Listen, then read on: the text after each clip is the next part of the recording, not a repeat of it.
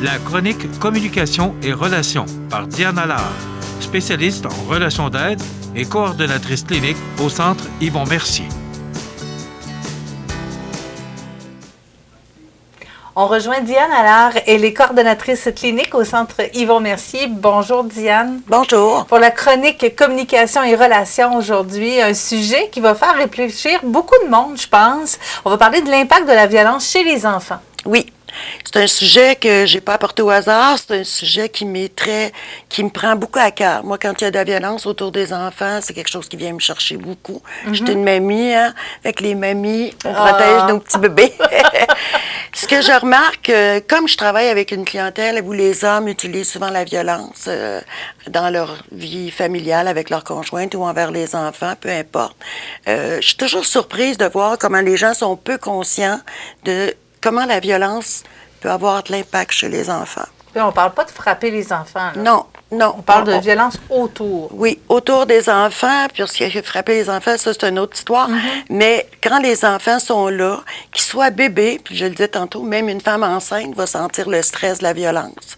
Un bébé ressent.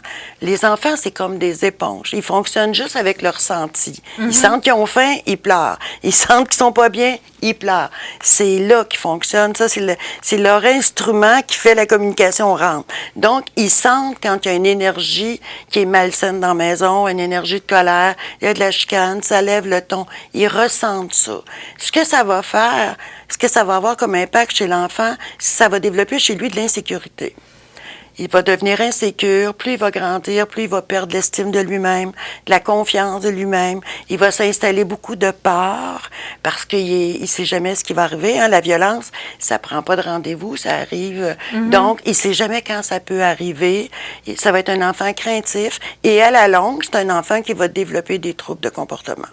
Il risque de devenir violent? Beaucoup. Il y a des fortes chances. En fait, il va être soit un enfant qui va développer des comportements violents ou soit un enfant complètement fermé, qui va s'isoler. Mais on voit plus les comportements violents. C'est pas rare dans ma clientèle d'hommes que ces hommes-là viennent d'une famille où il y avait déjà présence de violence. C'est pas toujours à 100%, mais c'est très, très, je dirais 80% des hommes ont eu de la violence dans leur milieu familial et ils répètent ces patterns-là. Vous allez me dire, ils sont adultes, ils devraient savoir que c'est pas correct. C'est enregistré inconsciemment.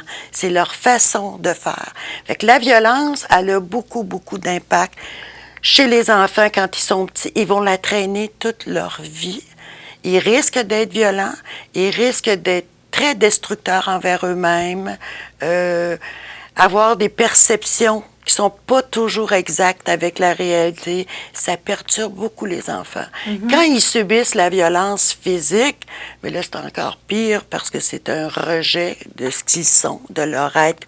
Tu sais, quand les gens qui sont supposés être les plus importants au monde pour toi, qui sont supposés t'aimer le plus, et tes parents, protéger. oui, viennent te frapper, c'est sûr que ça change la donne. Hein? Et l'enfant vient traumatisé avec ça. Puis il faut pas penser que c'est une fois, 10 fois, là.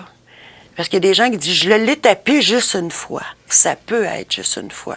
Un traumatisme peut s'installer juste avec une fois. C'est une fois trop. Si vous avez des problèmes à gérer vos frustrations, votre colère, appelez-nous. On n'est pas là pour juger les gens, on est là pour les aider. Oui. Appelez-nous, on va vous aider à mieux gérer vos frustrations. C'est important. Donc, chez l'enfant, on va le voir en trouble de comportement à l'école. Souvent, il va chercher l'attention de façon négative. Donc, ça a beaucoup d'impact à l'école. Et il comprend pas, lui, que c'est pas correct ce qu'il fait. Pour lui, c'est une forme de communication, c'est une forme de défense. Mais ça fait pas mon affaire, je te frappe. Et c'est très difficile de défaire ça. Même si notre tête, elle sait que ça n'a pas de sens. Il y a des gars qui me disent, je comprends pas, je sais que ça n'a pas d'allure, mais c'est ça qui vient pareil. Mais parce que c'est là qui est enregistré. C'est ici qu'il faut défaire ça. L'inconscient, le monde émotionnel a enregistré ce fonctionnement-là. Donc, ça prend beaucoup, beaucoup d'investissement pour réussir à amener ça égal. Fait que c'est pas toujours de la mauvaise volonté, là. C'est beaucoup de travail à faire. Mais chez les enfants, je veux revenir aux enfants, il faut que les parents soient très, très conscients que crier après des enfants, tenir de force un enfant, le forcer à faire quelque chose ou avoir des règles trop sévères. Trop exagérées. Je ne dis pas qu'un enfant n'a pas besoin d'être encadré. Au contraire. Ce que je dis, au contraire, c'est sa sécurité d'être encadré. Encadré, c'est connaître les limites claires, puis ça change pas. C'est pas aujourd'hui, maman veut, puis demain, elle voudra pas. Ah non, ça, c'est mélangeant Ça, là, c'est pour tout le monde. Oui, oui, en effet, mais c'est souvent ça. Aujourd'hui, je suis fatiguée. Ah, vas-y.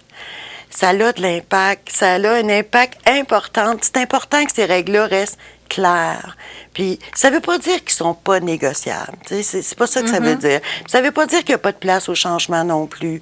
Mais d'en discuter aussi avec les enfants et leur expliquer pourquoi la règle est là. Oui. Parce que les enfants ne comprennent pas toujours pourquoi la règle est là. Ça fait pas de sens. Quand ça fait pas de sens, on réagit contre la règle.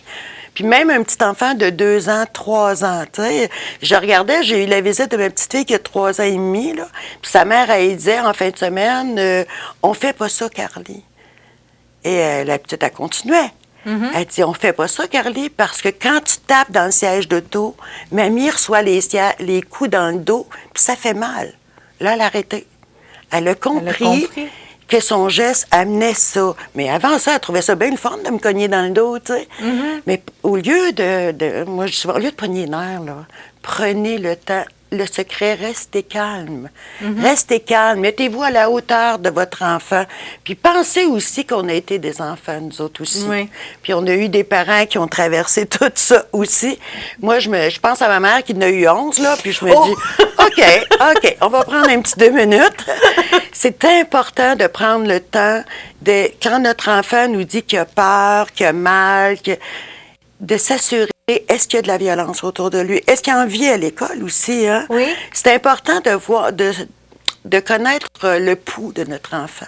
Oui, parce que la violence ne vient pas nécessairement toujours des adultes ou des parents. Non. Ça peut venir justement de l'entourage, de l'école et tout ça. Là. Oui. Parce que les enfants aujourd'hui sont beaucoup plus conscientisés à la violence et aux différences que dans les années 70 et 80, comme j'ai vécu.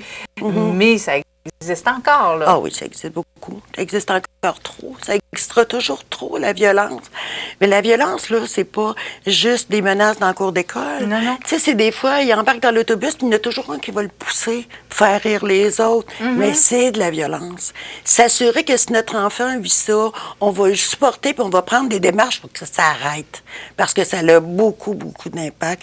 On a vu chez des enfants de 7-8 ans qui vivaient de l'intimidation, eux, devenir les intimidateurs à l'adolescence. Donc, c'est pas ça qu'on veut pour Mais nos c'est pas enfants. rare. Non, c'est pas rare. C'est pas rare, malheureusement. Non. C'est tellement pas ça qu'on veut pour nos enfants, hein, pour la société non plus. C'est ça, parce que les enfants, c'est les adultes de demain. Oui. Donc, il faut se dire que c'est un processus qui va se poursuivre bien des fois. C'est difficile à arrêter comme processus. Oui. Mais l'important, surtout, c'est de ne pas la normaliser puis de dire c'est pas grave ou de la minimiser, la banaliser. Tout geste de violence est toujours grave. D'abord, il faut être sensible. Hein? C'est pas pour rien qu'on a des tribunaux spécialisés en violence. Oui. C'est parce que la violence est devenue de plus en plus inacceptable dans notre société, et tant mieux. Et tant mieux. Donc, on doit apprendre à nos enfants à ne pas subir la violence, puis non plus à ne pas l'exercer, la violence. Ça peut être compliqué pour les parents, des fois, parce qu'ils disent, je veux être ferme, mais je veux pas que ça soit perçu comme de la violence. Donc, la limite est parfois difficile pour un parent, là. C'est bien ce que tu me dis, parce que la violence est souvent associée à la discipline. Et c'est pas de la discipline, la violence, pas du tout. C'est de l'abus de pouvoir. Carrément. Comme parent, je fais de l'abus de pouvoir sur mon enfant. La discipline, c'est d'avoir des règles claires. L'encadrement, c'est la même chose, la discipline, mais un encadrement clair avec des règles claires. Et d'être capable, comme parent, de se tenir debout, pas d'être autoritaire, d'être une autorité qui dit, voici la limite, puis là, il ne faut pas dépasser cette limite-là. Bon, sinon, il y a des conséquences à ça. T'sais. C'est important que l'enfant sache, d'amener des exemples. Maman, ça prend son auto, puis elle n'arrête pas au coin de la rue sur le stop. La police va m'arrêter. Puis je vais payer une amende. Pour qu'il sache que c'est pareil pour nous. Les règles, ça existe partout. Donc, il va moins se braquer s'il sait que ça fait partie la société. Mais ça s'explique être dans les mots d'enfants, tranquillement, puis prendre le temps qu'ils nous écoutent. Puis s'ils nous écoutent pas, puis qu'ils continuent, on lui dit, prends le temps de réfléchir, puis on en reparlera tantôt. Comme avec les adultes. Eh oui. S'assurer que tout le monde est disponible pour en parler. Et c'est déjà pas facile quand on est enfant. Alors, quand on est adulte, c'est pas plus facile de prendre le recul, de réfléchir. Mais il y a des gens comme vous qui êtes là pour aider justement les gens à avancer dans leur vie. Avec le Centre Yvon Mercier, merci beaucoup, Diane Allard. Ça fait plaisir. La chronique Communication et relations par Diane Allard, spécialiste en relations d'aide et coordonnatrice clinique au Centre Yvon Mercier.